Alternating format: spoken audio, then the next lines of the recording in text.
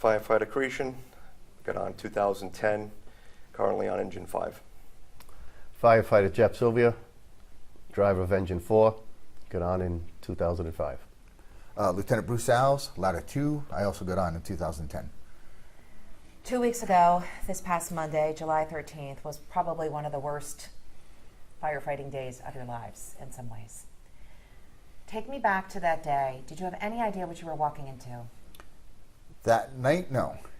It came in as a regular call, and then we showed up to heavy fire in what we call the A side, the front of the building, and from there it just became chaos.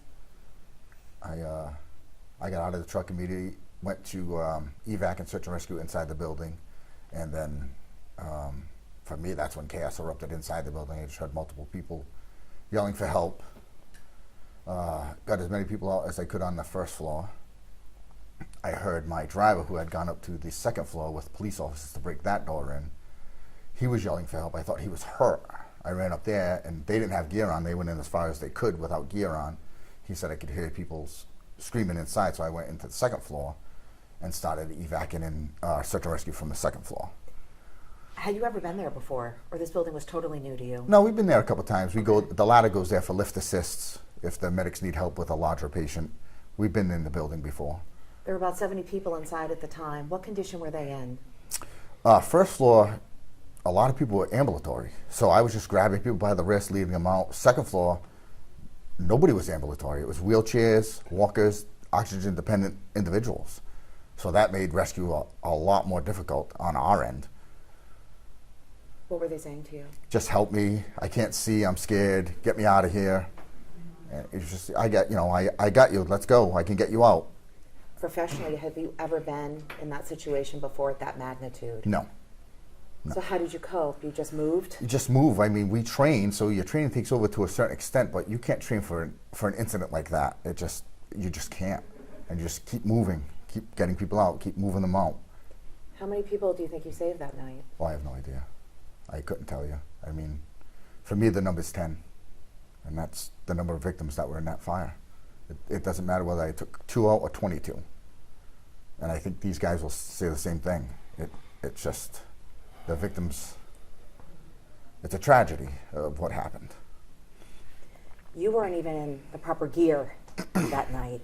No, when we arrived on scene, when Engine 4 got on scene, my fire lieutenant took a quick run to the A side of the building where all the heavy fire was, and he did a quick size up for his crew. And then he yelled for me to come down and just grab ladders, because the crew of Engine 5 have already grabbed a set of hose lines and had gone in the building, made entry to stop the fire suppression. So we just immediately started grabbing ladders off the ladder truck, and when we come pulling into the center courtyard with a 35-foot ladder, there's just faces and windows. And these are people who are in very vulnerable situations. Yes. Not just the fire, these are people who can't walk, have trouble breathing. Correct. The side of the building that we started on was the west side, and they were all non-ambulatory on the 2nd and 3rd Division. And it normally takes 3 to 4 firefighters to throw up a ladder to the 3rd floor window, and it was just my officer and me trying to throw a 35-foot ladder up to rescue somebody. And there were residents, I heard, neighbors nearby jumping in to help you guys as well. Is that right? Correct. So everyday people Everyday living next people door, just working right alongside you guys. stepping up to do what they could. But while we're trying to rescue from this side of the building, you can hear the screams, and you got to turn quick to get a visual of where you might be throwing that ladder next to try to save the next victim. What were you hearing? Help, help, I don't want to die, get me out. So those words still kind of echo in my head. There were about 70 people inside that building. 10 we know died. How do you cope with that? It's difficult.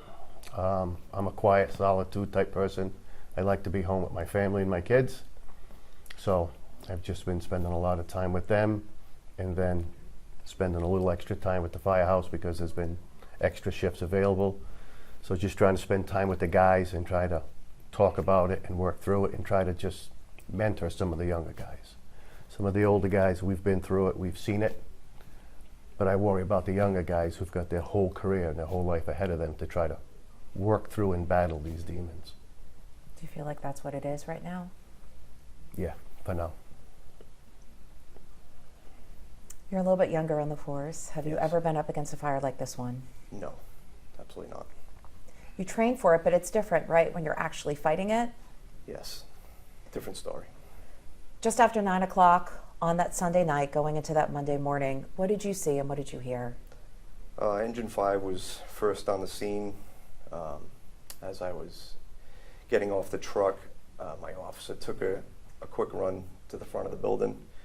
I did see light smoke, but thought could have been just something small. And he come running back, and I could see it in his face, and he was just saying, grab the leader lines, get the lines. So at that point, side man, the officer grabbed the lines. They were pulling them to the front of the building.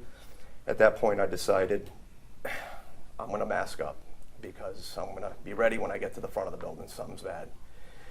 When I turned the corner, I did not expect to see the body of fire that was blowing out the picture window of the lobby and lapping into the roof of the porch. Did you realize at that point people were almost trapped?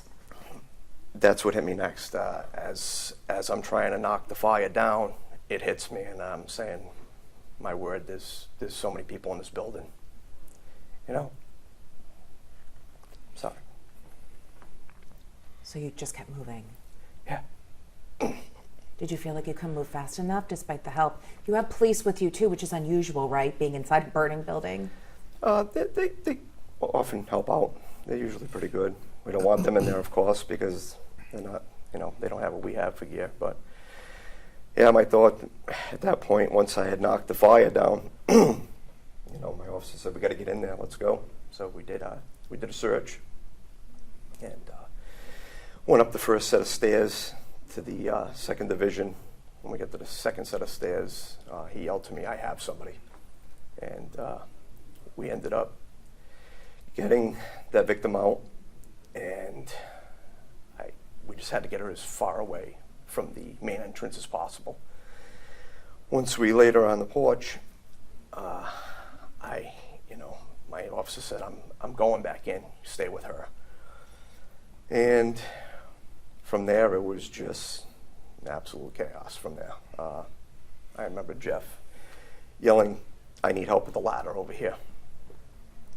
And went over and gave Jeff a hand and just took that guy out. And from there, it was just, like you said, this screaming, the help, the cries for help was probably the worst for me. That was tough. Because it wasn't just one person. Multiple, yeah. And who do you help? You have zero visibility in the building. I mean. Yeah, at what point did it get to the point where all you had were sounds and not sight?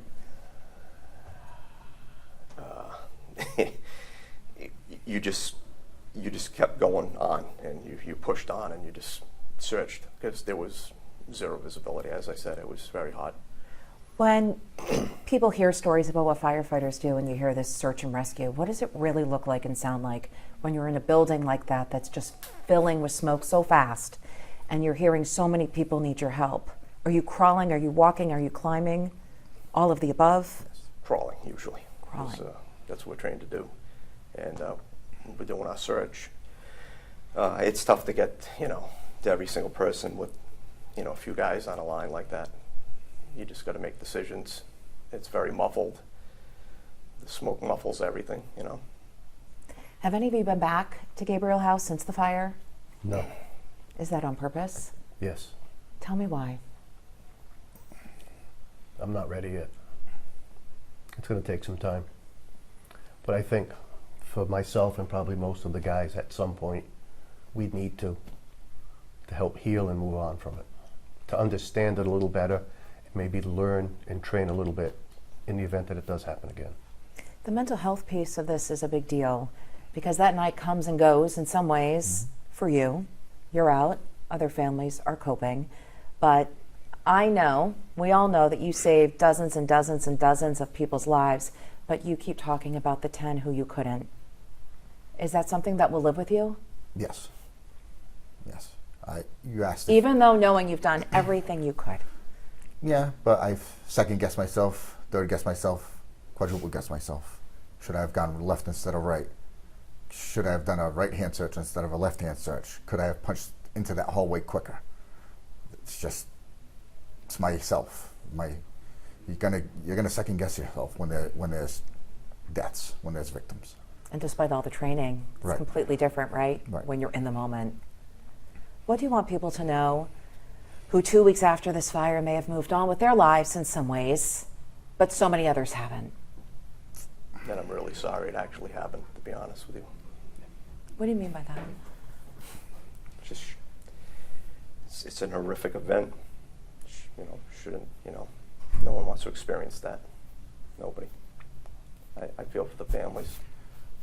And for me, sorry, Scott, and for me and probably a lot of the guys that were there, I feel a lot of the victims were on that B side of the building. And like Bruce said, if I would have got there quicker, if I would have made a left-hand turn search instead of a right-hand search, I have the same feelings. If I would have threw the ladder to that side of the building first and tried to rescue those people out first, would there still be 10? Would there be 9? Would there be 8? Did I make the right decision on throwing the ladder to that side of the building? That's what we have to live with after the aftermath of the fire. So the word hero doesn't really resonate with you? Not at all. It's a heavy weight, because regardless of training, regardless if this is our job or not, we're people. We get emotionally hurt, and most of the people that were there are emotional. Nobody there is not affected by this fire. Not police, not fire, not EMS. You can't be. You cannot be not emotionally hurt by this event, and we're all dealing in our own ways. And that night, you had no idea if fellow firefighters were hurt. We know 5 went to the hospital. Correct. All 5 are okay. But as you're in the building pulling people out, your brothers and sisters, you don't know where they are at that point, right? And who's going Right. where and who's coming back. Correct. Too chaotic. And we had mixed match crews. Right. You start off with your crew from your truck, and I remember bringing victims to the staging area and coming back, and then there was Scott to help us throw the ladder to the next victim, and then you bring that victim to the staging area, and firefighter Anderson on the ladder too, saying, "Jeff, I need you on the 3rd floor." So we're trained to stay with our crew, and everybody pretty much broke the rules that day. You went where you were needed. You did what had to be done. No questions, just do it. And when you think you couldn't do any more or bring somebody else down, Keep going. you just did it. I don't know how we did it. We all just did it. Police, fire, EMS. For all 3 departments to come together at once, when we don't cross-train together at all on any style event, Unprecedented. for all of us to come together and just make it happen selflessly, it's a miracle in itself. Thank you. Is there anything else you want to add? No. Thank you. Thank Are you okay? Yeah, I'm good. Okay. Yeah, one of the things that's amazing to me is how many, raise your hand if you've rescued a single victim in your career before this. No, yeah. Oh, never mind. No. But The No, two, it's because I've been saying that 90% of firefighters don't rescue anybody. During your career. During their entire Yes. career, right? I did the 2 on Hood Street from a Yep. ladder on the 3rd floor. At that Woonsocket Is it fire. fair to say the police got there first? They usually do. they usually do, because That's it comes, typical. the They're call in comes the to them cruiser first. already. That's typical. Yeah. And their vehicles are a lot more nimble than ours. Right. And I know Unless Jeff's driving. that sergeant that's out there now he was right at the doorway for me. I mean, And are the police, this might be a really naive question, but are the police trained, they're asked not to go in, right? But Right. for extraordinary circumstances, so. just because they don't That have went out the gear. window. Right, Yeah. You right, know. but you didn't have gear either. I didn't and have you any- went in anyway. I didn't have any So gear you on didn't have any gear the entire night? the entire night. And he was in there with police. Side Correct. by side. Right. Correct. Okay. There was- Scott, you have anything? Okay. There was just no time for gear. I can't even imagine. I Do you want I to talk at all about the teamwork, like what they saw with police and how they interacted with We the did get a little of that, but we can touch on it again if you want. I don't know where you're going with the story, Well, because he I was think that saying it was- there is more to say about Jeff coming down and the police were there and handed him off and it was EMTs Do you want and to? medics and, If you'd I like mean, All to, right, yeah. let's do one more. sorry. No, it's okay, because you did mention it was unprecedented, but we can take it a bit further. You want to start that off? Do you have numbers right now, like how many first responders were on the scene at once that night at this I point? don't know, we'd have to find out. from Over them. 100, right? Do you know how many, Chief? Do you Well, know? by the time our recall guys got there, we got Right. to 100, but I would say probably 60 or 70 initially between fire EMS and police. Do you know how many outside ambulances came into the city? Was it Yeah, that's a 15? good question. I believe it was From 15, outside, right? if I remember, Yeah. Yeah. Out of town, Yeah, out of town we- ambulances. EMT will be able to answer, EMS will be able to answer that. Okay. We were mentioning how you don't train together. Correct. I mean, you lean on each other for sure Right. on certain calls, but this was unprecedented in that way. So I'm guessing you were also looking out for the well-being of your fellow police officers Yes. mostly, right? Because EMS were staying back with the ambulances. Correct. So what have you learned from that? How do you take this experience and train from it, I suppose? It was just good to see police and fire coming together for the same goal, and that was to rescue people. And you had never done it on that level before. No, not at all. To be up on Division 3 with firefighter Anderson pulling people out and handing some off to police, and they're bringing people down so we could go back in to grab more victims to bring them down as well. It was a constant rotation of police and firefighters coming up and down the stairs together, working as a team, working in unison just to get people out of there. I was actually called, the chief on scene at the time had called for the, go to the B side, which was the east side of the building. There were reports of a woman that was trapped on the second floor. So again, not with your particular crew, another gentleman that's on the job, Scott Levenberry, we assisted one other firefighter on the ladder there.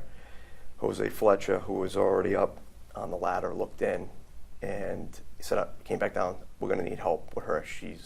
Does not wanna come out the window.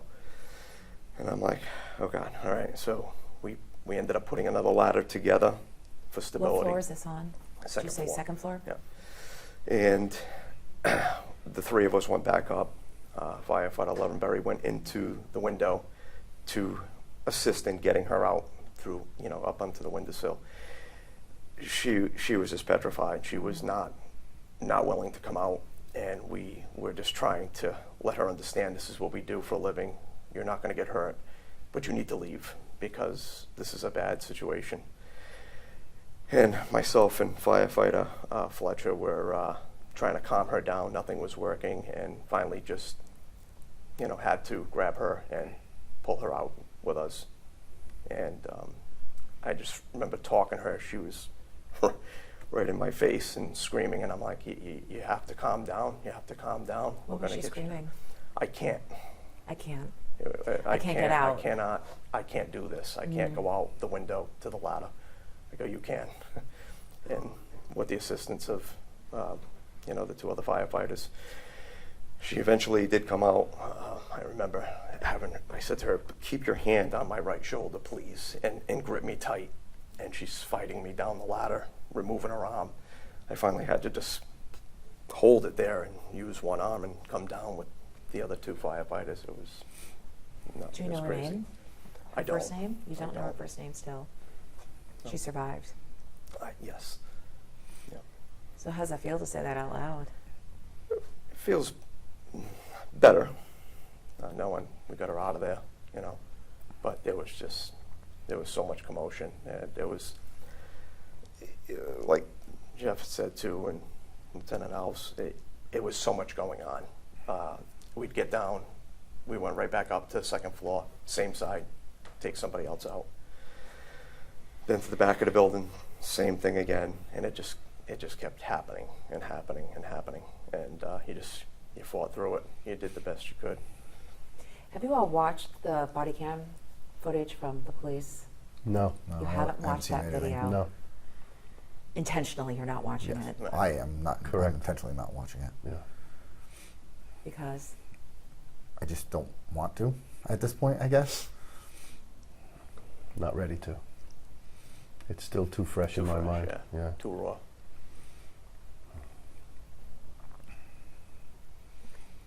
Thank you. Thank you. Welcome. Everybody okay? Yeah. Okay, I know. Thanks for talking to us. I know it's heavy. But the fact that the way you all work together is really remarkable. That's what I mean, all of us civilians have they to might say. not talk about it, but like It's we it's a- handed off the cops to police. Right. Our medics took on 40 plus patients, Yeah. and they handled that In what, in an incredibly, hour, right? incredibly. Calling a mass casualty incident, 15 ambulances that came from out of town, coordinating. You know, hey, you stage here, you come transport. I mean, our EMS did a tremendous job. Now, how many ambulances do you think at one point? Well, they'll be able to tell you that. Yeah, okay. Fall River itself has like 10 or 11 Right. that were at the scene. Close, yeah. And how many firefighters on the scene do you think that night? 35 initially. 35. 37 came in on recalls, but most of this is done before those 37. Right. Yeah. 40 minutes, I think. It was done. Yeah, Just it's about when I showed up. So. yeah, Yeah. just so I fast, threw- so quick. Yeah, I have to do at least 6 people on Nate's back from the second floor. You know, And it was that's just grab and go. I mean, you guys, I can't. I'm glad I was inside the building because you when guys. I brought that victim from Division 1 into the staging area. That's when Nate grabbed me. He said, "Jeff, Yeah. I need you on the 3rd floor. Let's go." I And he had can't. gone up to the 3rd floor, and we brought down Like, 6, maybe 8. I don't even know. You just kept carrying them down, carrying them, go, bringing and go them back, down. carrying and go. And at one point, Nate says, "Jeff, I can't do no more. I got nothing left." And I said, "Nate, we got more people. We gotta go." And I don't know how he did it. He found enough strength to go back up to the 3rd floor with me and He literally keep going. He literally worked until he collapsed and went to the ER. This was Nate. Yep. Yeah, I heard about Nate. Yeah. Oh, everybody's How's he there. doing? It's all right. He's talking, which is good. Yeah. You know, I check in with him. I talk to him once every other day. So. The only soundbite I'm concerned with, if we could Yeah. do something with, is we don't train enough on MCIs together. Okay. Yeah, it might look like we 'Cause have. we We have did before. MBTA Yeah. training, we've done active The shooter training, courthouse, but we certainly yeah. do not I didn't want to do train that, so you might not enough want on to. MCIs. I don't want it to be I don't, that we don't train ever At all. on Yeah. Yeah, I MCIs. get it. you Because know? then it looks like we do nothing with them, in other words. You know? Because then Right. the reporters are going to be calling me saying, "Why aren't you training on MCIs?" Or Right. we had, we just don't do it enough, and I'm ready to admit that's one of the eye-opening things with this, right? Right. So. But just the But you guys- professionalism from all 3 departments to just come together Yeah. and Make it work. Right. Everybody Yes. worked, and like I said, the police was standing right outside the door. When I dragged people out, I handed people off. I mean, I do believe it was that sergeant that's out there now. Oh, I came out with a wheelchair, okay. and I was by myself. I was like, oh, it's going to take me 5 minutes to get this. And him and another officer came out, so we got him. go get And I more. ran back in, and how many? 2, maybe 3 people in that time Do you frame. recognize the police officers who are here today? Oh, yeah. Yes. Oh, yes. Okay. Oh, yeah. I'd love to get some video of you guys. Maybe Yeah. Yeah, together. he was on Division. Last time I seen him, he was on Division 3 with us, Nate and I, and he was practically just the smoke inhalation. Yeah. Just he was getting sick. I can't even, yeah. So typically, we're never supposed to go up on a ladder without someone Footing. footing the ladder at the bottom, because obviously Right. anything can happen. When we went up, there were 2 police officers. I saw her and I yelled, and not the guy to yell at a police officer, but I'm like, I said, "Officer, could you please foot this ladder? We're coming out the window with one." And they were right. They were absolutely right there. And just feels good to, you know what I mean? Know that they got your back. You know. Yeah. All right, well, thank you. Thank you. We'll bring the police in next. Do you want these guys to You all stick right? around? I'm gonna go defrost my hands. Jeff's to go. working at the. You all right? Good to go. Yes. And I know how to reach you guys. These are my boys. These guys worked with me for 10 years.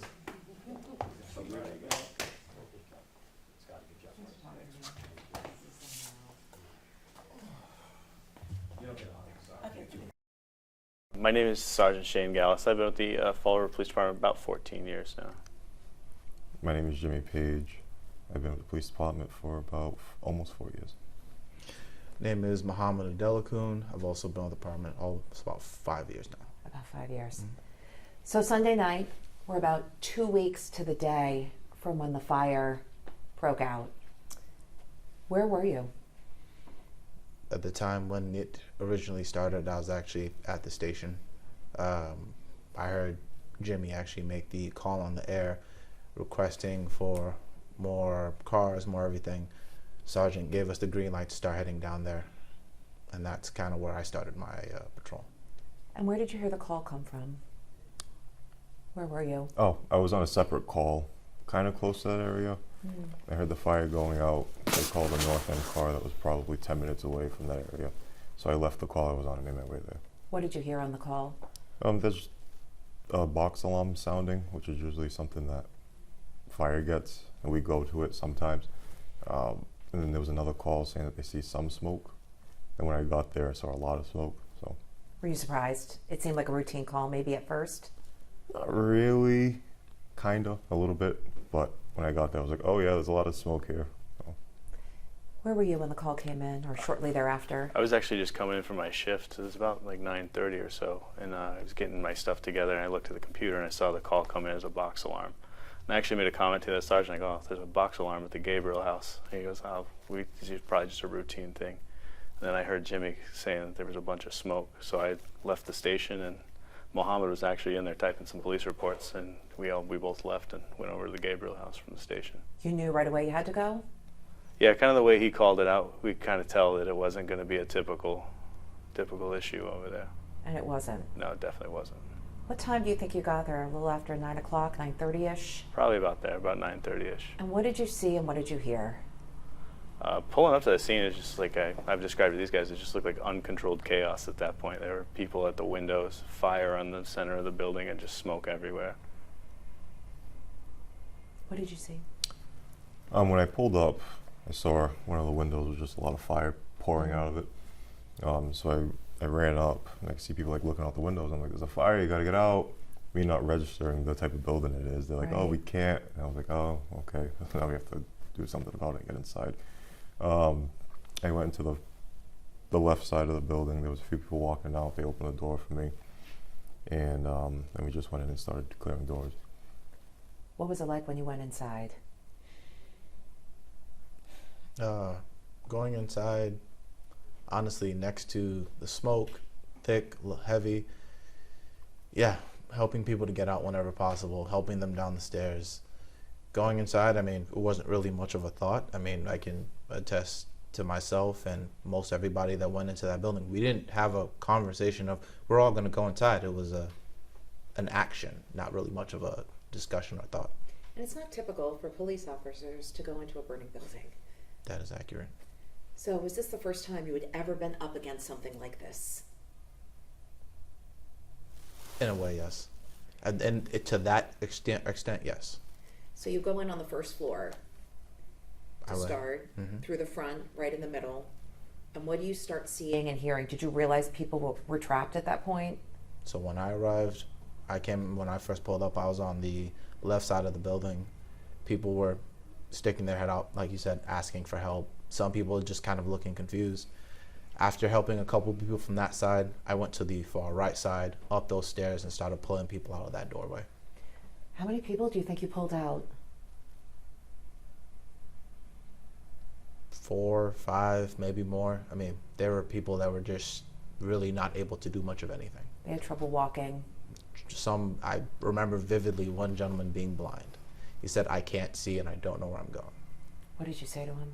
I said, I put his arm around me. I said, we can get you across the street. He seemed like he was able to actually still walk and do some of his basic functions. Wasn't breathing or having any difficulties. I was like, why not? I'll put you across the street, where my sergeant had staged a casualty point just to go and try and get everything set up properly. And did you see neighbors? We heard reports of neighbors coming in and coming into the building, throwing up ladders as well, trying to work with you and firefighters too. There were people in the area trying to assist whenever possible. So as you're pulling people out, you're realizing they're having trouble walking, obviously breathing. Did you find any resistance because people were scared? Hesitation from some people, yes. Some people that were obviously not able to walk were, I want to say, not hesitant to the idea, but they were just scared. So trying to explain to them, we have to get you out of this building because we want to prevent the worst. and you're working right alongside firefighters at this point. But in some ways, it's unprecedented that you all are in the building side by side with firefighters, but you needed as many people as you could to get out the residents, right? You're a trained Marine. Was this like second nature to you at that point? For me, my thing is, after focusing on the people that we had to pull out of there, I was worried about accountability of these guys too, because I know that they're going in the building all over the place. But our first priority at that point was to get those people out. And to be clear, you're not wearing fire gear. No. You're not trained to work in conditions like this. When other people are going out, you're still going in. And you just kept going in. How many people do you think you were able to pull out? I know Officer Page was with me on a couple of them. I'd say probably about 5 or 6 maybe. At one point we actually had to put a fella on a sled and get him down the stairs because he couldn't walk. He was in an electric wheelchair. Was there any point where you thought you wouldn't get out? No, I had full confidence in the people I was with. We all knew where each other were at all times. So if we ever had that situation, I knew that somebody here knew where I was, or we knew where somebody else was, so we were going to get them out too. Have you watched the body camera video that's been released? You guys have. Yep. Firefighters haven't, the ones I spoke with.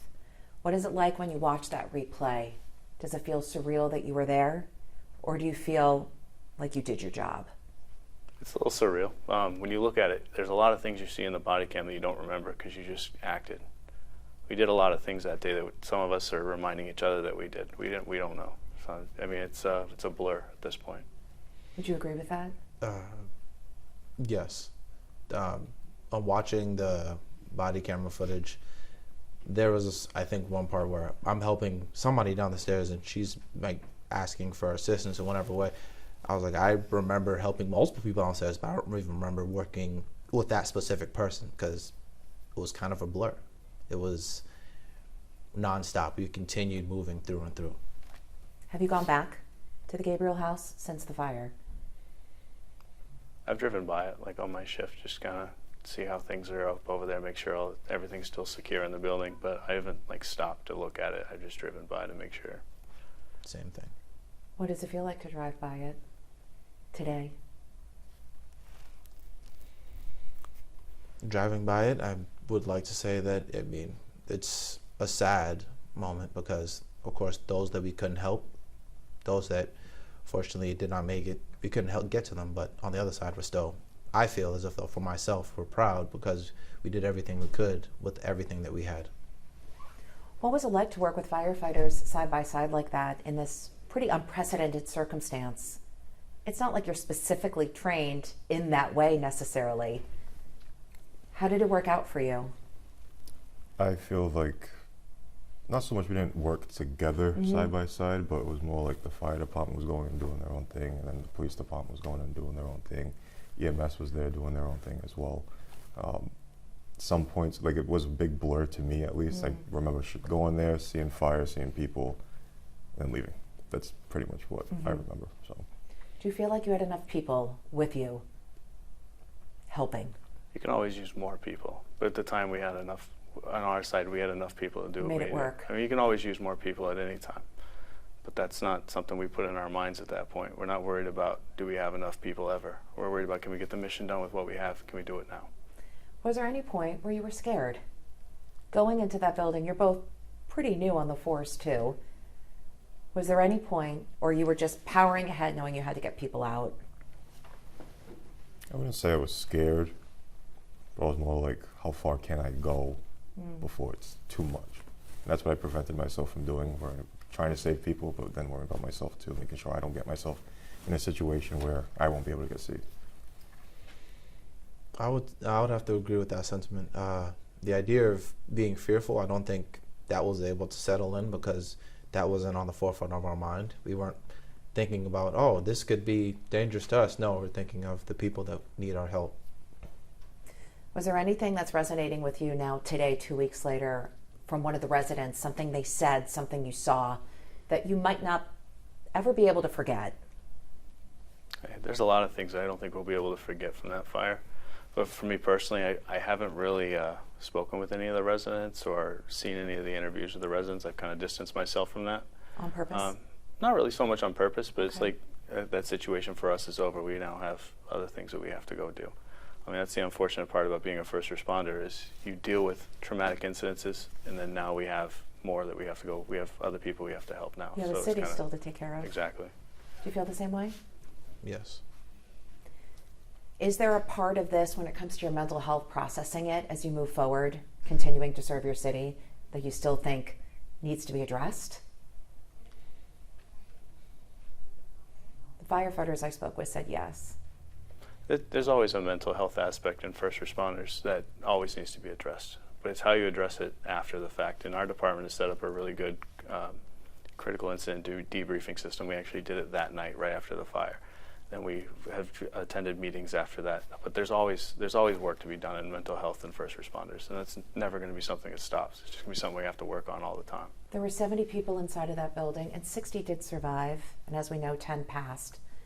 Do you think you'll have contact with any of those families at any point? I'm not sure. It's not something that I would shy away from. Like if there was something that they wanted us to be present for, I'd be willing to do that. I think the sentiment is still the same.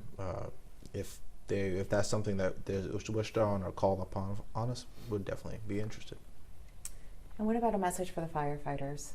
How would you describe what it was like to work with them on that night?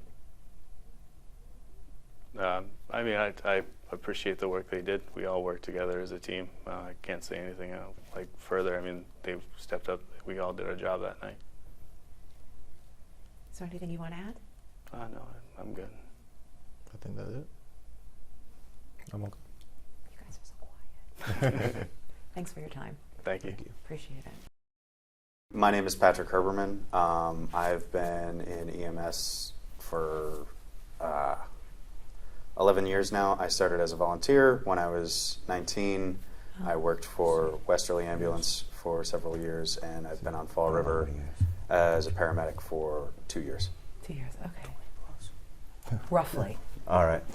Lieutenant Mark Blackburn. I've been in EMS for over 20 years, 23, 24, somewhere around there. Been with Fall River for about 6 to 7 years now. Okay. Justin Texera. I've been in the fire EMS service since 2005 for 20 years. Started as a volunteer in Bristol, and I've been in the city for 7 years now. 7 years. So we're coming up on 2 weeks now since the fire. In all your years working in Fall River, which combined between all of you is quite a bit, have you ever responded to a scene like that one in your career? No, that was definitely the worst. Definitely the worst in my career. What did you see when you got there? Fortunately, I was a late responder. I came in from home. I'm the union president, so I got a phone call at about 10:15, and first thing I did is I picked up the phone and called the chief. No answer there. I called the on-duty lieutenant to see what was going on. No answer there. Went on social media and saw the post, and immediately I was like, "Oh boy, no You good. knew it was bad. No good." Yeah. Just knowing the facility, you know, we've been in and out of there. We're in and out of there multiple times, 10, 12 times a day. Dealing with patients, we interact with them a lot. So you know the scope. You know the scope of it, especially being in the fire EMS for 20 years. You know, like, yeah, it's not good. Let's go. Time to So you work. went straight from home. Straight from home. Yep. When you got there, was it as bad as you thought it was going to be when you saw it in person? The chaos was controlled. It was. You still pull up and you saw the damage on the side of the building. That fire window that was pretty well charred. But to see all the EMS units lined up, the fire guys were hustling around, police officers hustling around, the teamwork, the camaraderie, it shined. It shined that night, for sure. Did you recognize some of the people who were being pulled out? For sure. When I got there, most of the criticals and the patients the majority of the criticals were out. I dealt with more so the aftermath of getting everyone else placed and what other transports were happening outside of that. This was personal to your community. You've been serving it for a long time. Did you recognize some of the people from previous runs when you're going to and from the fire? One of them, which was, they call an EMS, a frequent flyer, was up on the 3rd floor. I unfortunately ran in when it was a lot of smoke and really couldn't tell who it was until we pulled him out. And he had already passed on from the smoke inhalation. And as soon as I got him out, I looked and I said, that can't be him. And yeah, it was. And then a couple of the other medics actually positively identified him. And then later on, it was a positive identity of him. So it kind of hit hard because he was a frequent flyer, and the hospital knew exactly who he was. And so the hospital at St. Anne's, they were very devastated because he would just go in there. He never gave any problems, but he would just go in there quite a bit. What was his name? Rui, what's his last name? Albanese, yeah. So unfortunately, he was one that I had to pronounce deceased at that time on the third floor porch. How do you cope with that today? That's hard. Unfortunately, you kind of have to just like with police, fire, and EMS, you kind of have to roll with it and just go on and do your next call, But Because there were more people. There was more people, yeah. I had to go down to the second floor and do the same thing for the person on the second floor. So, very devastating. Did you feel like the night just kept going on and on when you got there? You were more on the receiving end of people, right? Yes. So I was on shift that night. It kind of a funny circumstance. We were actually one of our guys. It was his second to last shift as a full-time paramedic with us. So we were, talking to him. I consider him a personal friend outside of work, even, and we were all sort of dispatched out to a couple calls that happened to come in just prior to the Gabriel House fire. And I was dispatched to a shortness of breath. We arrived there, and our radios were just going insane. You can see Lieutenant Blackburn's wearing. We wear the radios, and the tone of the firefighters on scene was a little bit different than what we were used to hearing. And we also know the Gabriel House very well. And so I was with my full-time partner, Travis. We looked at our patient. We said, we know you're having a really hard time breathing. We're going to do everything we would normally do for you, but we're going to do it really, really fast because we got to go to that other thing. When you say the tone was different from the firefighters over your radios, what do you mean? So usually there's a box alarm is a pretty routine call for firefighters to respond to, but the Gabriel House, it was obviously a different animal. I believe I heard, heavy fire, tons of entrapment, and just knowing the population of people that live there was that was kind of a sort of stomach drop moment where my partner and I looked at each other and were like, oh, that's going to be... Of all places. Yeah, that's going to be a challenging one. Of all the groups who responded to this fire, you all probably knew the residents the best, I'm thinking, because you've been called there so many times. So when you got the call that the fire was coming in, you knew you were going to be working with people who had trouble breathing already, right? Who had trouble walking, wheelchairs, walkers, canes. Were you able to communicate with the firefighters and police, perhaps, about how to best serve everybody because you knew they were more vulnerable?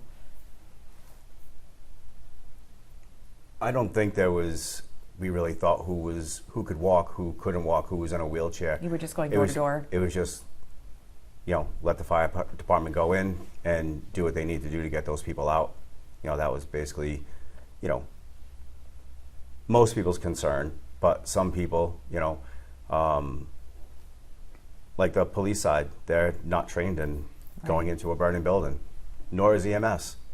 But unfortunately, you act on that, adrenaline, and you unfortunately go in and you pay the price afterwards, for going into some place that was not safe to go into. And that's what they teach you in EMT and medic school is scene safety, BSI. Was the scene safe? Absolutely not. And But you went in we anyway. We all went in. We all went in, had no gear on, just went in and did what we thought we needed to do. What did it feel like being inside? How did you breathe? You had no apparatus. No, you don't think of that until afterwards, and you come out, and I heard my chief yelling at me from the ground to get out and don't go back in. So she was looking out actually after her crews, making sure her crews were safe. And I didn't go back in after that. I stayed out because she brought light to my eyes, you know, so I thank her for that. You as well went in. We went in afterwards. I was part of the recovery. When the ME got there, we helped moved any deceased that were there after all that was conducted. So that was, after EMS is, our time on scene is longer. It's not just the initial response. It's also, worrying about the patients and where they are afterwards, and we helped aid that with the shelter. But being there inside there, removing the deceased out of there, going through there was, from my experience in the fire ground, that was a rough fire. That was a rough fire that went through that building, for sure. It's one of the deadliest in the state's history. Absolutely. And you, walking through it, being with the experience, you saw it, and you're like, yeah, this. Yep. And it's gonna affect a lot of change, good change, right? It's unfortunately an unfortunate situation that's gonna make a lot more people more comfortable with their loved ones in those facilities and those residential institutions. So. Are you having trouble 2 weeks later at all going back to work and doing your job? As these guys any said, emotional toll? There's certainly emotional toll, mental health. I haven't checked the mental health box in the 20 years I've been in. This year I checked the box, and we want to see a therapist because I need it. So a lot of people need to accept that and acknowledge it, and it takes time sometimes. They have to be ready. Everyone has to be ready to do it. But it's certainly a toll on people, for sure. You think back over all the other calls that you've been on.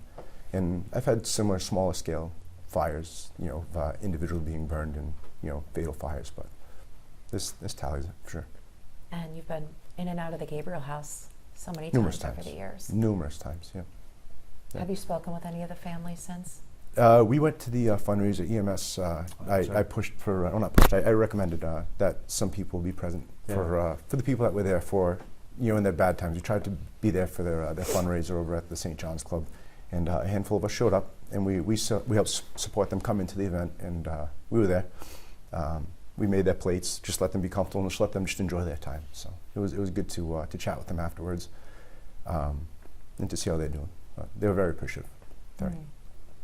Same for you? Yeah, I mean, I was working that night. We worked 24-hour shifts. I worked Medic 5, so we were on the fire scene until about 1 a.m, I believe. And then we cleared and we finished up our 24. We did 2 more calls after that, which was surreal, to say the least. It felt, it also was kind of comforting in a way. I have been in EMS basically my entire adult life, and so it's a very familiar set of emotions that we go through, and so it was almost a return to normalcy to just go work, a regular nausea, vomiting, abdominal pain at 2:00 in the morning. I was like, oh, right after the fire. this is how it normally goes. I can, yeah. We find that comfort in chaos. Yeah, and to sort of get back in the saddle and be like, okay, I'm not. I will need to seek, some acute mental health interventions for this, but also like I can still do the job as it is needed of me. Are all 3 of you back to work? The next day. The next day? Next day. Yep. No time Actually, off. Justin and I went into the Gabriel House along with Chief Orts and took up because all of them had medications that were in there. So we went in the following day. Next morning, it was like 7:30 in the morning. Right back to work. It's just, went back in there and just grabbing the med boxes along with the police department and just brought them down to the shelter so that way they have their medications because the majority of them there are on medications. And there are things like, prescription narcotics. And Yep. Yeah. So you got to go in there and retrieve them. Yeah. Your message to your fellow police officers and firefighters who were working alongside you, it's never really been on the scale before, is what everybody's telling me. And you just all figured it out when you had to. There was kind of no plan, it sounded like. Chaos, but somewhat organized at the same time because you all had one goal in mind. It's what we used to. Everyone knows what they're there for. They know what we have to do. Ultimately, the city and the people of the city are our mission, and we all have our roles to protect them and to help them when we can. And everyone knew what we had to do, and it's come together. The firefighters who I spoke with said, yes, we saved 60 people, 10 people still died. Where do you lie on that? Where is your emphasis when it comes to getting back to work and the job you did that night? I mean, it still comes into your head almost every single day because again, it's still fresh on the news. It's still on Facebook. So you see it and you go back to that, and it's like, what could I have done different? What could have the police done different? What could have the firefighters done different? But that's not my area to critique. I think everybody that was there did an outstanding job, and I applaud everybody that was there. Knowing the clientele in the Gabriel House, I also imagine it could have been a lot worse. So much worse. Oh yeah, definitely. Not so to detract from the tragedy of what happened, but I very easily think it could have been another catastrophe on the scale of the station. Yeah, definitely. I think everybody did a phenomenal job. Yeah. Phenomenal. Best we could with what we had, for sure. Yeah. Is there anything you want to add? I think it's real. I've been in therapy for a long time, and I think it's really important. I'm glad to hear that, Justin, you're seeking some of that out. But I think it's really important to, in this career or any walk of life where you encounter extreme circumstances, to get yourself into counseling early so you can build a rapport with someone that understands you, and so that when something like this does happen, you can go to someone and not have to, build that sort of back and forth as you're also going through this sort of terrible acute crisis. Especially because you all want to get right back to work, is what I'm hearing. Yeah. If you don't have the mental health skills. No, You're 20 in years trouble, ago, right? they didn't have. There was none of this Yeah. with mental health. It was, no matter what your call was, it was basically clean your truck. You got another call, Deal with it. and that's basically what it was. And now it's just the people that have been doing it for a while are kind of. I mean, myself, I'm just unfortunately numb to it, and you just kind of roll with however the day plans out for you. But some people need to talk to somebody, and some people don't. And it's about building that resilience, right? Absolutely. So you can keep serving. Yeah. I tell all the members, nobody ever calls us for a cookout. They don't call us for a good time. They don't call us for a pool party. They're calling us for their worst moment, for their emergency, and we have to be in our best physical and mental moment, in our best state that we can to aid them. Do you think you were that night? The adrenaline kicks in, and you get into work mode. It's like a training dog, right? When you put the training vest on that dog, it's work mode, right? You get the call, you focus, and you know what you have to do. There's a task. Then afterwards, you deal with it afterwards, as we're doing now. Thank you. Thank you. Chiefs, thanks for talking to us. This is kind of unprecedented, the way the three of you, your departments came together. So Chief Bacon, what's your takeaway from this? Have you ever worked with EMS and police in this capacity ever before in your career? Never in this capacity, and there's never been anything anywhere near this capacity in the city. We do work together very closely on a lot of calls. Fire and EMS are in the stations together, and we go on a lot of calls together and assist each other naturally. Police are at a lot of our calls as well, so we're all familiar with each other.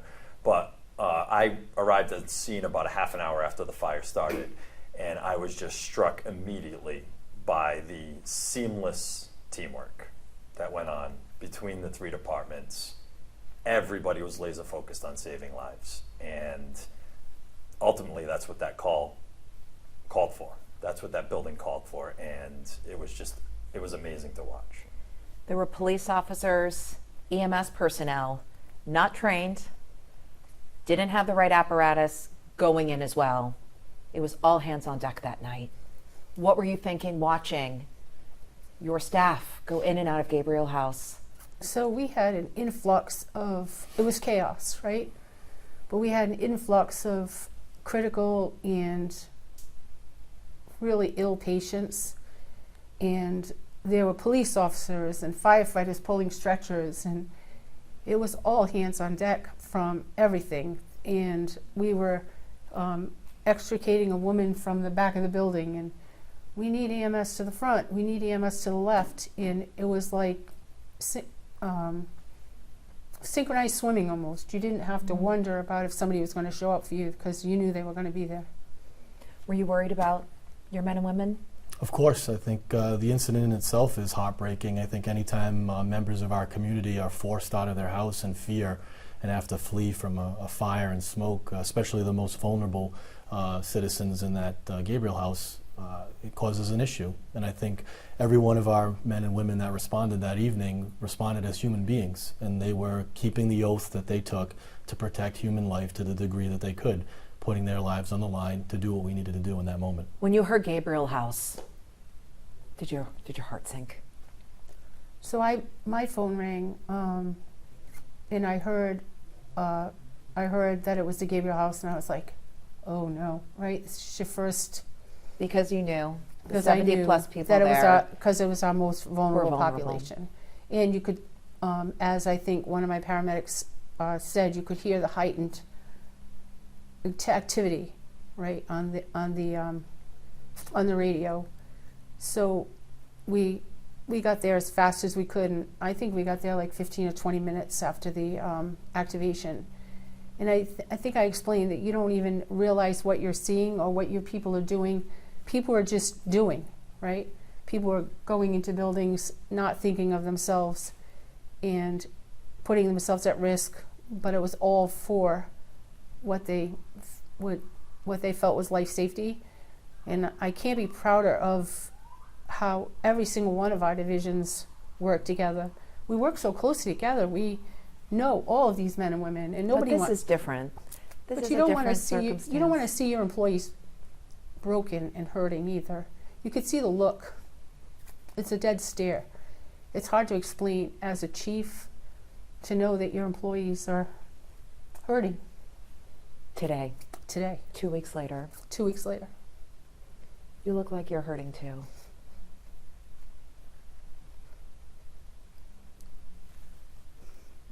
Did you know some of the residents? No. It's my boys.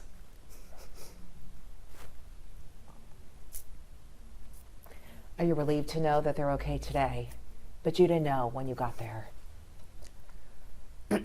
It's not the day, it's the after. One of the first things I did I showed up at the scene around 6:30, 7 o'clock the next morning. Chief Furtado had been there during the incident, and I kind of took over after the fact. But a lot of the officers that were in there, Sergeant Gallus, who you interviewed earlier, I went to the police academy with him. Officer Delacoon, I hired him as part of the hiring process. Officer Page, I was part of his hiring process. So when I'm looking out across there and scanning it and seeing who's there, I'm worried about them. So I made sure I checked in with them to make sure that they were okay and that we could do what we needed to do for them. And that's what we did. We gave them some time to kind of reflect and kind of build the repair and then go to some counseling, because it's okay. It's okay. It's not a bad stereotype to have. It's not normal to what they did. When I was anchoring Sunrise that morning, so about 6 o'clock in the morning, we were hearing 5 firefighters had gone to the hospital, mostly for smoke inhalation. And you never know how that story is going to turn, right, Chief? Mm-hmm. What were you thinking as the morning progressed with your guys? Well, I can tell you, so I was a district chief for 10 years before I became the chief, and what I did was run fire scenes. That's the meat and potatoes of what a district chief does, and that was my group that was working that night. I've been to tons of fires with them. I pulled up on scene and saw looks in guys' eyes that I never want to see again. And I've asked guys in the past, countless times, I've asked crews in the past, put on another tank and go in, we need you. Typically they're rearing and ready to go, because they train and that's what they want to do. That night I stood in front of a group of 8 or 9 firefighters and I said, guys, I know you got nothing left. I'm begging you, can you please put another tank on? We're getting guys to come in. We got fresh bodies coming into work. And I know that emotionally, mentally, they're broken. and I'm asking them to go now and break themselves even further. And they knew 5 firefighters were already transported at that point, right? Yeah, I mean, throughout the night, there was, here's the amazing thing. I have one firefighter that has a knee injury that might require surgery. He hurt his knee early on and refused to stop. He said, I'm not going in an ambulance because there's way more people here that need help. I had a firefighter that was overcome with exhaustion that went to the ER and begged the doctors to let him leave. He said, there's people here that need more help. I got to go back to the scene. My guys are there. A guy with a shoulder injury that might require surgery, that's the same thing. He stayed on that scene, right? So a lot of guys, we said 5 firefighters injured, but that was later in the night. Right. That was, they all were transported and checked, most of them, after everything was done. They And just how kept many giving. suffered and didn't go for treatment too, right? So physically Potentially. suffered, yep, the adrenaline was pumping through. The challenge now is the mental suffering. Go ahead. When we were first talking, so early on in your career, you responded to the Station nightclub fire in West Warwick. I did not. You did No, not? so that story, I was in the company for about 3 months Okay. when the Station nightclub fire happened. We came to work the next morning, and I said to the district chief and his aide, man, imagine if that was your first fire. And the DC aide, who's a good, Tom Chippendale, a good friend of mine to this day, said, Jeff, if that was your first fire, it would have been your last. So now I look at this fire and go, how do I make sure that this isn't the last fire for all those guys that are on that scene? There's 2 guys, it was their first fire. Just pay special attention to them. But this is 5 years from now, 10 years from now, 6 months from now, 2 days from now, these guys are going to break. It's too much of a toll emotionally. And, you know, we had peer support on the scene that night. And we came up, formulated a plan, and we're trying our best. But it's inevitable. It's inevitable. It took me a week. I had my first breakdown. Just driving to work one day, and a song came on, and it was One by U2, and instantly, is it getting better, or do you feel the same? Will it make it easier? You have someone to blame, carry each other. Like, if you listen to that song, it just started playing as a soundtrack to everything I had seen that night, and some of the body cam footage that I've allowed myself to see, and the tapes that I've heard. And I just broke. I called my wife. I couldn't even speak. And that's going to happen. That's okay. And I talked to the guys about it. I said, that's okay. I was expecting it, and I'm happy it happened because I feel better about it after. But it's just every one of the people on that scene is going to have that reaction at some point. Years ago, people didn't talk about the mental health piece of this. And now all 3 of you seem united as chiefs to say it's a priority. Is that fair to say? Yeah, but they saw things that we were talking about earlier, and they did things that first responders, we just exchanged a look, but you knew it wasn't something you'd ever done or ever seen. You train when you're a baby EMT to learn things, but it's not anything that you think you're ever going to have to do. And it's a lot to ask. Well, it's not a lot to ask. It's their job, but as much as it's their job, you just don't expect that they're ever going to have to do it. And the things that they saw and the things that they did, you got to commend not one complaint, nothing, but you know inside it's taking a little piece of them, one piece at a time, just a small piece. And like the chief said, it's going to come back when you least expect it. It's going to be one thing that's just going to remind you that day that we did things we never thought we'd have to do, right? The sense I keep getting from everybody I've been talking to today was a sense of relief that so many people were saved, but keep coming back to, but 10 people are still gone despite our best efforts. And a couple of folks from your teams were saying, maybe I could have done this, and maybe I could have done that. So where do you feel like you lie with that when it comes to counseling the paramedics, the firefighters, to say, you did a good job, despite the fact that 10 people are gone? How do you keep them going? I've been to the station every shift that they've worked with that message. A single fatality is a failure for any one of these agencies. To say 10 fatalities there, it's impossible. But I'm trying to get the firefighters to focus on, you'll hear the stories of somebody who rescued 6, 8, 10 people that night, who now get to go home to their families, who get to celebrate Christmas and birthdays. And just imploring them to focus on that. Typically, if you rescue one person from a burning building, you're going to get a commendation, you're going to get all of the accolades from everybody in your department and in public safety. Nobody's feeling that right now. Even those people that saved multiple people, the weight of the 10 people who they couldn't save will always outweigh that. And that's where I'm racking my brain right now and trying to figure out, how do we turn that tide? How do we get that spinning the other way?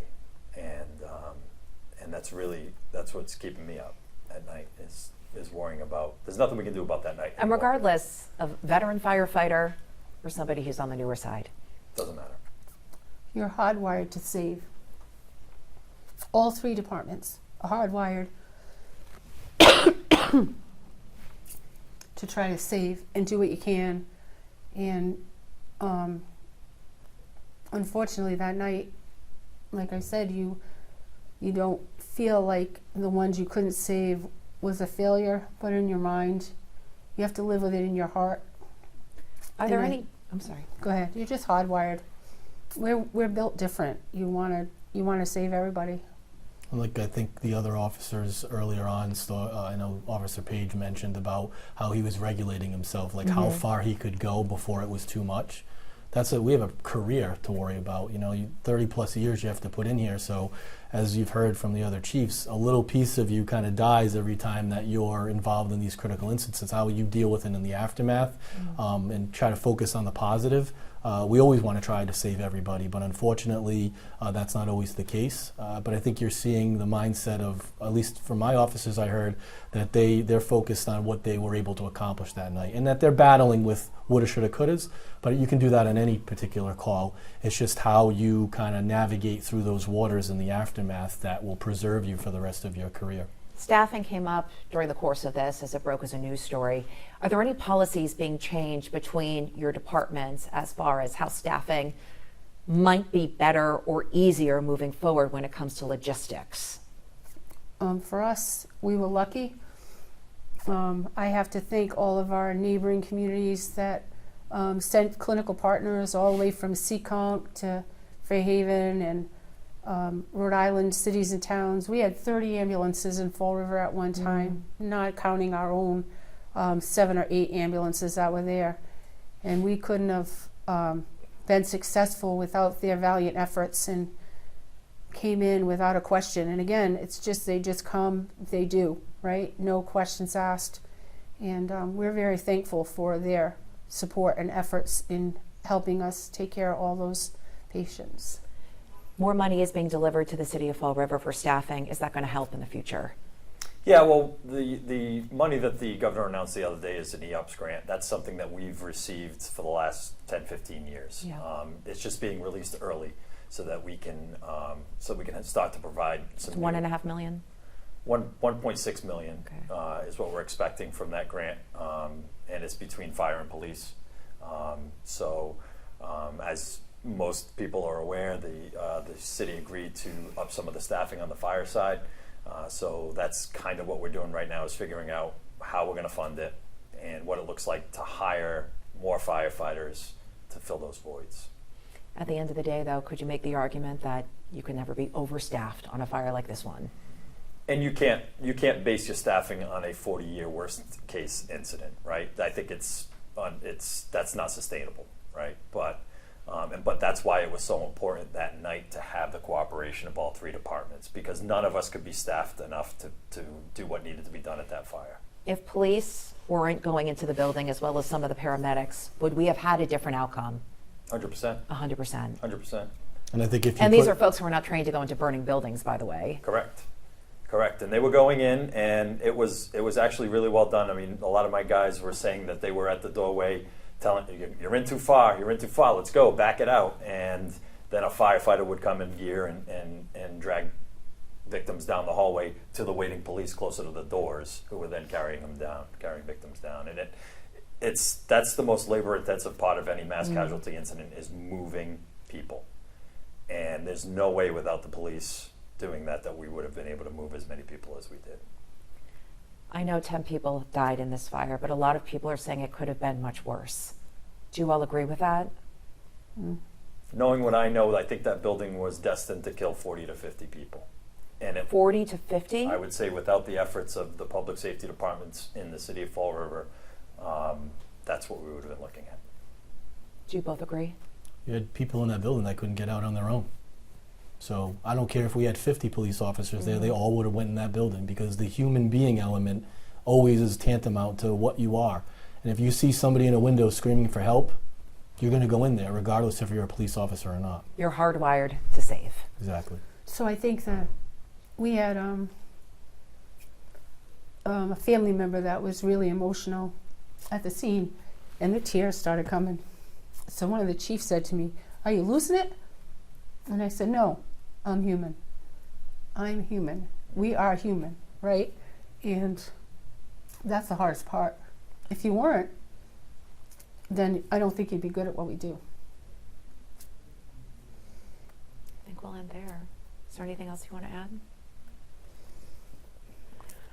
Right. Sorry. No, human first. Same with journalists, I hope, right? Otherwise, you're probably not a good one. So, do you guys have anything? Scott? I know it's been 2 weeks, but it feels like yesterday and then longer at the same time. It's the weirdest feeling, even just like as a reporter, you know? I have not been able to do my job. Yeah. I go and I sit down and I go, there's things I need to do, but I'm pulled in a million different directions, and really just my job right now, the most important thing I can do is make sure that firefighters going to be all right. We had a rough week too within 24 hours of that. Some guys that were at the fire scene are at a critical incident with a mental health crisis that unfortunately resulted in an officer-involved shooting. So I had guys that were there, and I had guys at the fire, and some of these guys are young, right? They're babies, right? And they come in with, I think every one of us when we walked into the job come in and think you're gonna got it all licked, right? But I've been wearing my heart on my sleeve, and I've been here 30 years. Yeah. Actually, how long have you been on the department? 23 years. 23? 14. 14, I just don't write it down again. And 32. 32. 400 and how many years?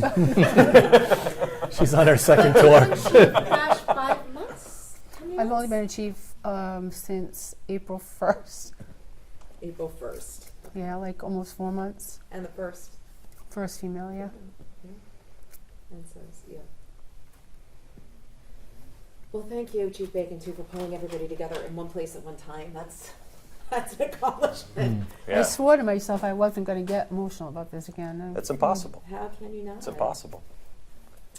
I get emotional about it, like even just Scott Crescian came to my office before because he tends to be a little nervous and wanted to make sure he wasn't going to say the wrong things, and I'm crying with him up there. You know, He was in the middle.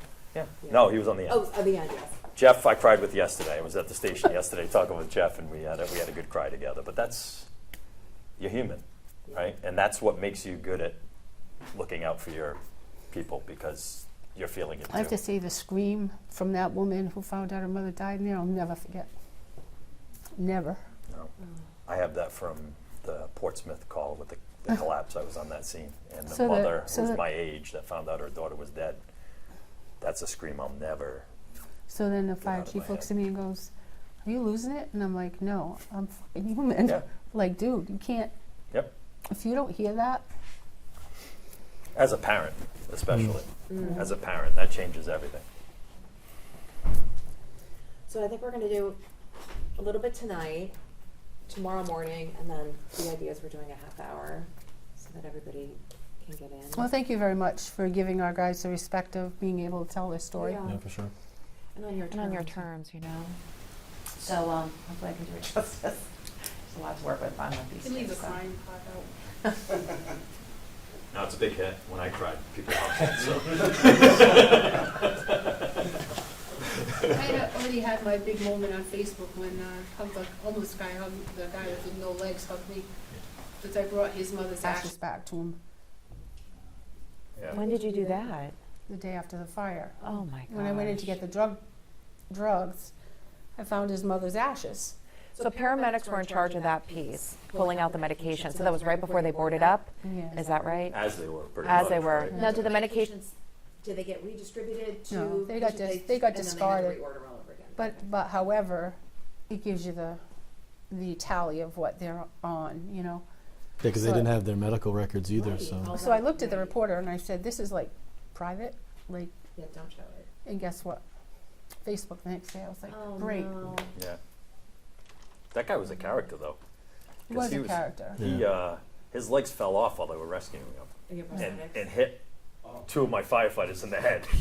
And he What came floor back was he after. on? He's like, "Hey, are those guys okay?" You know, I They hit him with my they legs. said they were carrying him down. He says, my leg just fell off. Yeah. Have you guys met any of the residents who are helping you out at this point? Has anybody kind of wanted I don't the even. fire that- department yet? The first I heard about that, and I was on scene probably when it was happening, but that building was so immense.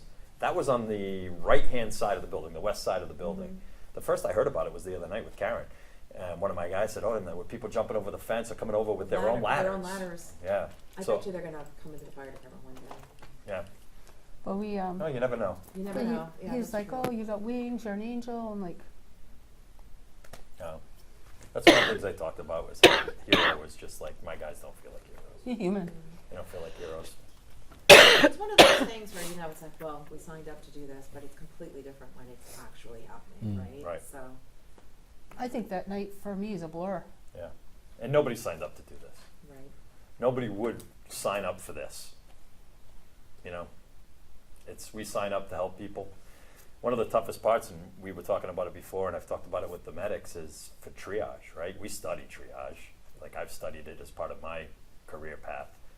And triage, it goes against everything that they do on a daily basis and everything they train to do, right? So you have a patient that you're like, and we said this, if it's noontime at Kennedy Park and this person drops, we'll get 6 medics and we're going to make sure this person's okay. We're going to throw everything at them and we're going to save their life.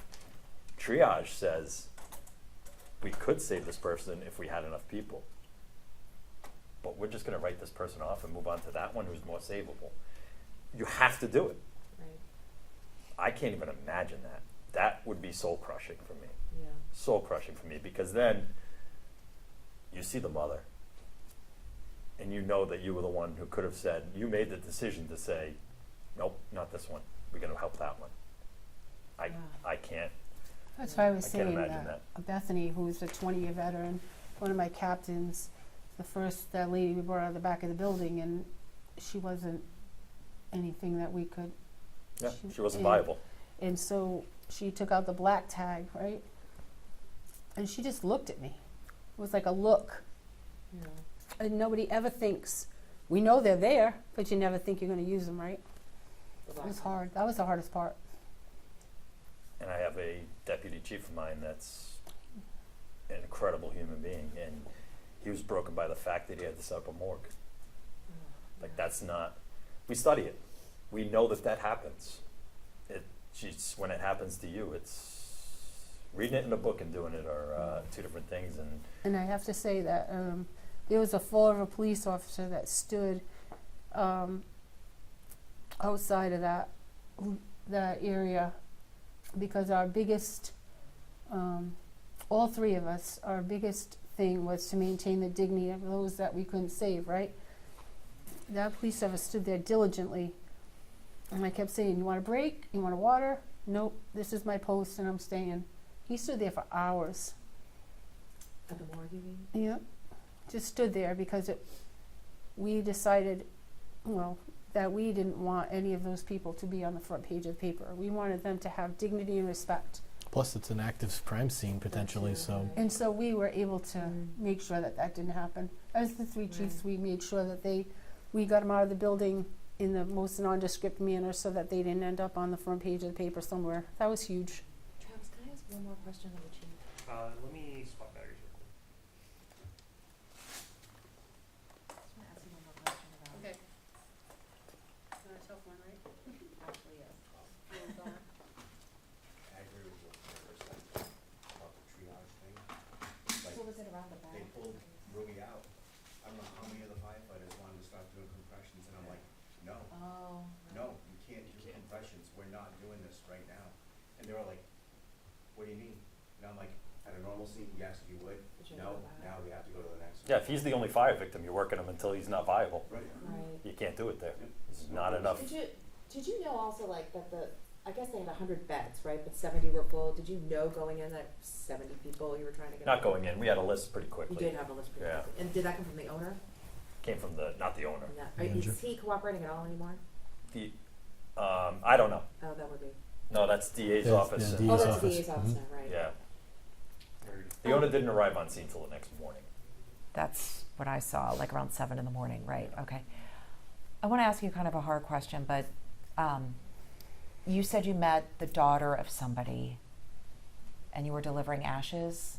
What were you talking about with that? So when we went in to get a police officer and 2 of the paramedics we all went in to retrieve the drug boxes for, I'm sorry, That's okay. This For is the- the next. This the is the next next day. day. So this is Tuesday. and Officer Folger said to me, hey, So there's, this is Monday. this was This it. is Monday afternoon. Yeah. Yes. Right. So Officer Folger went in with us with body camera footage because we were going to receive medications. And he said to me, hey, there's somebody's ashes here. So I said, well, give them to me, I'll take them. So I put him in my car, I locked him up, and then I went down to the shelter to bring him his mother. And he said, oh, you're an angel, you have wings.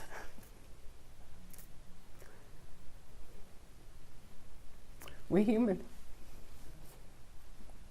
He was so excited to have his mother back that he sat with him on his lap. And Father Rob, who's been a great supporter of all of our public safety personnel, sat there and said, this is a great thing that you did. I know the fire department went in and retrieved ashes from another family member because someone had reached out that his daughter's ashes were in the fire, and he just wanted them so badly. So they went in to the fire and they retrieved the daughter's ashes. But of all the things, the material things that were in the building, those are the things that meant the most personally to me, that those are things that can't be replaced. So it meant a lot. So you made moments for people to go back and get whatever they could safely. We all did, until we couldn't. But we did, and we ended up making sure that my paramedics went in the next day. They took care of all their medical needs at the Tomato Center, and with a lot of help of a lot of our community partners. So for us, it didn't end that day. We took care of the medical needs the next day along with some of our community partners. So my guys are a pretty special group. Thank you.